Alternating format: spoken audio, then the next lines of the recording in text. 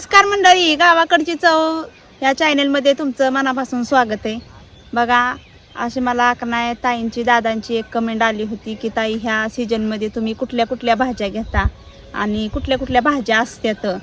तर आम्हाला का नाही जास्त रान नाही, एकदम छोटीशी शेती. बघा एवढी शेती आहे. इकडं आम्ही बघा इकडं वाटाणा लावलेला आहे, बेडवर वाटाणा लावलेला आहे आणि ह्या दोन्ही बेडच्या सरीमध्ये आम्ही थोड्या थोड्या भाज्या घेतो आणि आमच्या का नाही म्हणजे आम्हाला घरगुती खायला पण होत्यात, थोड्याफार विकायला पण होत्यात. पण पावसाळा चालू झाला की आम्ही आमच्या घरच्या भाज्या लावल्या का नाही, आम्ही 8-9 महिने का नाही कमीत कमी आम्ही बाजारात भाज्या आणायला जात नाही, आम्ही आमच्या घरच्याच भाज्या खात असतो या. तर तुम्हाला दाखवते मी थोड्याशा रानामध्ये का नाही. इकडं आमची 2-3 गायासुद्धा आहेत, तर त्या 2-3 गायांसाठी पण आम्ही चारा करत असतो या आणि आम्ही का नाही आमच्यासाठी सुद्धा भाजीपाला करत असतो या. तर बघा तुम्हाला दाखवते मी, इकडं आम्ही बेड घातलेलं आहे आणि ह्या बेडवरती का नाही आम्ही वाटाणा टोकलेला आहे. इतका सुंदर वाटाणा आता आलेला आहे, एक चांगलं पायही सुटलेलं आहे ह्याला. आता अजून 4 दिवसात ह्याला फुलं निघतील. बघा इकडं मी मेथीची भाजी टाकली थोडीशी मुंगळामध्ये. आता 2-4 मुंगळामध्ये का नाही म्हणजे दोन्ही बेडच्या मध्ये सरीमध्ये आम्ही मेथीची भाजी टाकलेली, जी आम्हाला घरी सुद्धा खाता येईल. इकडं ही कुठल्या बेडच्या मध्ये का नाही मी हा शापू लावलेला आहे.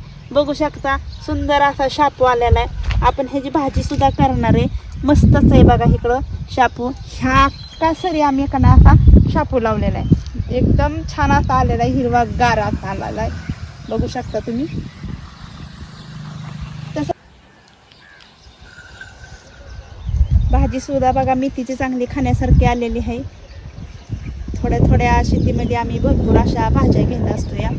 आता तिकडं बघा त्या सरीमध्ये मी शापूची भाजी लावलेली.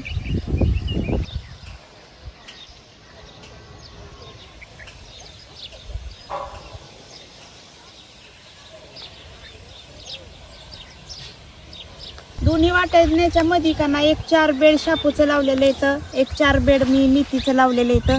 आणि हा बघा ही अख्खा बेडच्या मध्ये का नाही ही सरी मी करडीची भाजी लावलेली. करडीची भाजी सुद्धा मस्त आलेली, अजिबात ह्याला टाका होता नाही.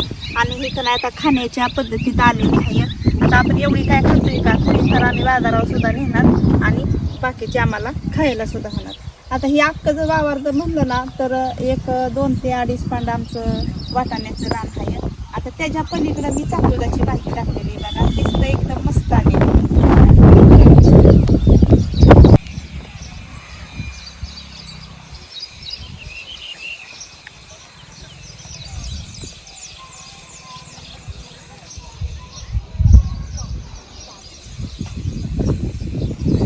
इकडे बघा चाकवत टाकलेला आहे. ह्या अख्ख्या सरीमध्ये अशा 2-3 सऱ्या टाकलेल्या आहेत. चाकवत बी किती भारी आलेला आहे. बघा मस्त खाण्याच्या पद्धतीत आता हे सुद्धा चाकवत आलेला आहे आपला. एकदम 2-4 सऱ्या अशा चाकवत, मेथी, शापू, करडी या पद्धतीने ह्या भाज्या मी टाकलेल्या आहेत. आता इकडे दुसऱ्या रानात जर आम्ही गेलो तिच्यावरती एक रान आहे. बघा वाटाण्याच्या लगतच बघा शेजारी आमचं दुसरं एक रान आहे. बघा त्याच्यात वाटाण्याच्या शेजारी बघा आमचं ही दुसरं वावर आहे. हे सुद्धा एकदम छोटंसं आहे. बघा दिसतंय त्या बांधापासून झाडं लावलेली आहेत. त्याच्या अलीकडे आमचं हे सगळं बटाटे येतं. बघा 1.5 क्विंटल बटाटे लावलेले आहेत आम्ही, म्हणजे 150 किलो लावलेलं आहे. तर एकदम मस्त अशी झाडं आलेली. तर कमीत कमी ही 1.5 महिन्याचं बटाटे झालेलं आहे. तर आता ह्याला फुलं यायला चालू होतेला. एकदम सुंदर असं बटाटा इथं बघा मस्त. म्हणजे कसं आहे, थोडक्या रानामध्ये आम्ही जेवढं आपल्याला घरगुती लागते का नाही त्या पद्धतीवर आम्ही भाजीपाला किंवा दुसरं काही कडधान्य हे सुद्धा आम्ही घेत असतो. 12 महिने जे आपल्याला का नाही उपयुक्त लागतेलं अशा आम्ही का नाही भाजीपाला कडधान्य हे सगळं घेत असतो. आता ह्या बटाट्याच्या वरती बघा आम्ही छोटासा भुईमुग लावलेला आहे, तो पण बघूया आपण.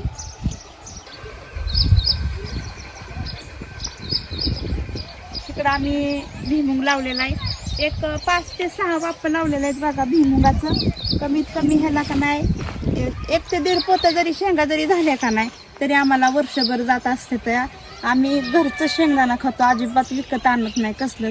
पावसाळी भुईमुग लावायचा आणि परत उन्हाळी लावायचा, म्हणजे आम्हाला का नाही 12 महिने का नाही शेंगा जात असते. तर आता हा भुईमुग लावलेला आहे का नाही, हा सुद्धा आता फुलात नाही तर शेंगा लागायच्या टप्प्यात आलेला आहे. त्याच्यातच मी का नाही 12 महिने आपण आहे का नाही डंकावरून चटणी कुठून आणत असतो या.